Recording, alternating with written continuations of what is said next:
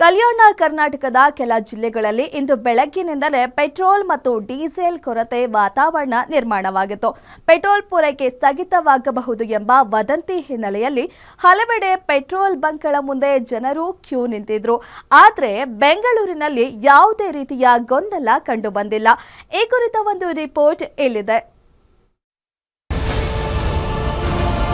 ಬೆಂಗಳೂರಿನಲ್ಲಿ ಎಂದಿನಂತೆ ಕಾರ್ಯನಿರ್ವಹಿಸುತ್ತಿರೋ petrol bunk.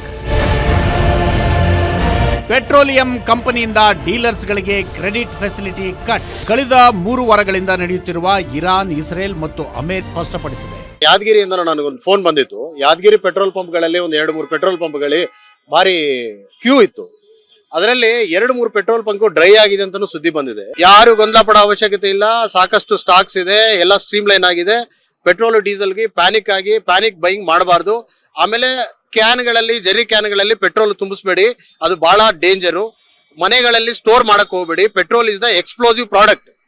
ಅದರಿಂದ ಯಾರೂ ಆ ಕೆಲಸ ಮಾಡಕ್ ಹೋಗ್ಬೇಡಿ. ಈ ಕ್ರೆಡಿಟ್ ಫೆಸಿಲಿಟಿ ಅನ್ನೋದನ್ನ ಡೀಲರ್ಗಳಿಗೆ ತೆಗೆದಿದ್ಮೇಲೆ ಕೆಲವರು ಅಡ್ವಾನ್ಸ್ ಪೇಮೆಂಟ್ ಮೋಡ್ ಅಲ್ಲಿ ಇದಾರೆ.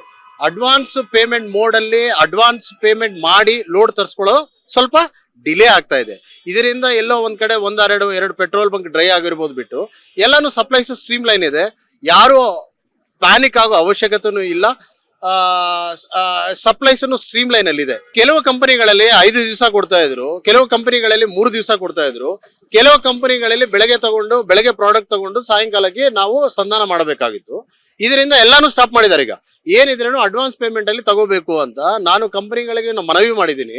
ಈ ಡಿಒಡಿ ಫೆಸಿಲಿಟಿಯನ್ನ ಕೊಡಿ, ಸ್ವಲ್ಪ ಡೀಲರ್ಗಳಿಗೆ ಈ ವ್ಯತ್ಯಯ ಏನು ಕಾಣಿಸ್ತಾ ಇದೆಯೋ ಮಾರ್ಕೆಟ್ ಅಲ್ಲಿ ಅದು ಆಗೋದಿಲ್ಲ ಅಂತ ಹೇಳಿದ್ರು. ಒಟ್ಟಿನಲ್ಲಿ ಬೆಂಗಳೂರು ಸೇರಿದಂತೆ ರಾಜ್ಯದ ಬಹುತೇಕ ಕಡೆ ಇಂಧನ ಪೂರೈಕೆ ಸರಿಯಾಗಿಯೇ ಇದೆ. ಕೆಲವು ಬಂಕ್ಗಳಲ್ಲಿ ಕಂಡುಬಂದಿರುವ ಕೊರತೆ ಕೇವಲ ತಾತ್ಕಾಲಿಕ ಎಂಬುದು ಅಸೋಸಿಯೇಷನ್ ಮಾತು. ಆದರೆ ಮುಂಬರುವ ದಿನಗಳಲ್ಲಿ ನಿಜಕ್ಕೂ ಪೆಟ್ರೋಲ್ ಎಮರ್ಜೆನ್ಸಿ ಬರುತ್ತಾ? ಸರ್ಕಾರ ಪರಿಸ್ಥಿತಿಯನ್ನು ಹೇಗೆ ನಿಭಾಯಿಸಲಿದೆ ಎಂಬುದು ಕಾದು ನೋಡಬೇಕಿದೆ. Sangamesh Metri, Guarantee News, Bengaluru.